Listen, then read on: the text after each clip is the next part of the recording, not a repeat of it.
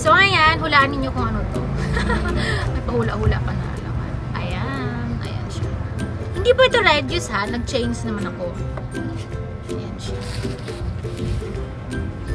Cheers!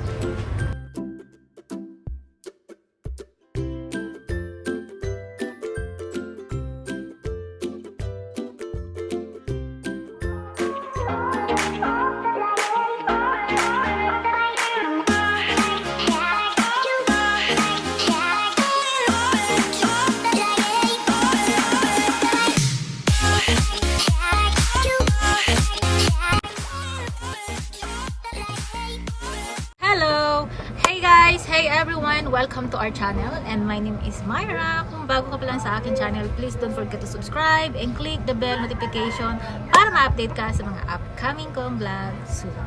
So today is July 2, 2021 and I hope all of you, everyone, have a nice day, have a nice evening, have a nice afternoon wherever you are. Mega shout out to you and hello all the way from Philippines.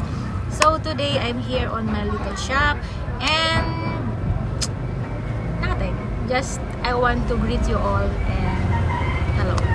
So for today, ayan, nagbago na naman po yung taste ko. Sabi ko nagsawa na ako sa red juice. So why not I try my DIY homemade affordable protein shake. So ito po ay ayan. Ito po ay pinaghalong roll oats, honey, ice, and Alaska powder. So, ang ginawa ko po, bumili ako ng powder na Alaska, na malaki. I think, ilang grams ba? Basta yung pinakamalaki. And then, bumili din ako ng roll oats na malaki yung pagkabalot. Yung Harvest ang brand. And then, pinaghalo ko sila sa isang Tupperware and mix. And then, naglagay ko sa blender. Naglagay ako ng 2 scoop, malaking scoop. Like, 2 cups, ganyan. Nalagay ko sa blender, naglagay ako ng ice cube, and then naglagay ako ng a little bit of water and a little bit of honey, and then blender, and that's it. Eto na po siya. So, may aking homemade product. Ay, nakalimutan ko palang sabihin. Naglagay pala ako ng isang banana. Yung bananang malaki.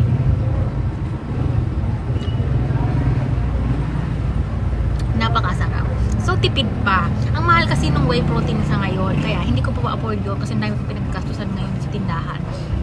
Kaya sabi ko, why not magawa na lang ako ng homemade ko na roll oat, which is napaka-healthy naman. And then, yung Alaska powder. So, it's up to you. Any kind of milk you can use. So, kung ayaw mo ng powder, much better yung mga non-fat milk.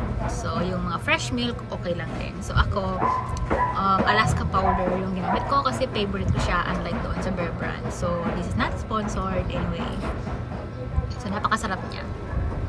Ito yung breakfast ko sa ngayon. Kanina, nagkape ako ng coffee ko and then ito siya ngayon. So, napaka-healthy.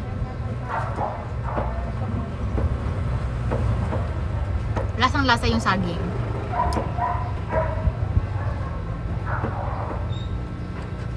You can add nuts, almond nuts, cashew, or anything.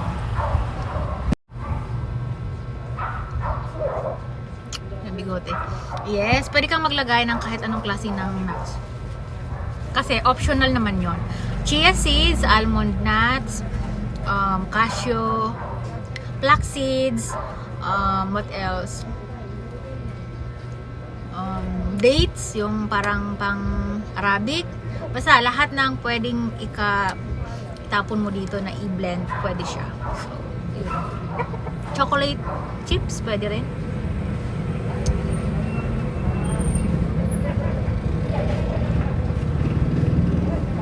Napaka-healthy breakfast. Bago matulog, pwede mo rin itong inumin. And makakatulong ito sa kung gusto mo mag-lose ng weight. And mas okay to compare sa iinom ka ng milk tea, ng soft drink. So, mag-ganito ka na, or mag-red juice ka na, or mag-inom ka ng ibang juices na alam mo na healthy para sa'yo. So, ayan siya. So, isang ganito kalaki, solve na sa akin. Try po ninyo, masarap po siya, promise.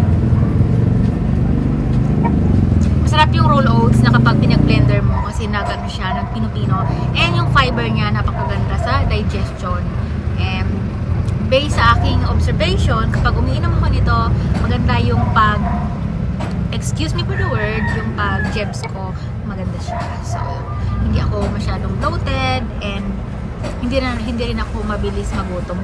Kumbaga parang matagal ako magutom kapag umiinom ako nitong shake na to, na homemade ko, na roll oats with banana, with a little bit honey and with milk.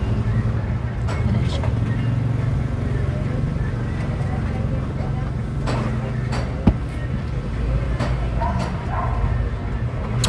Masyadong full of creamy. Pag ininom mo,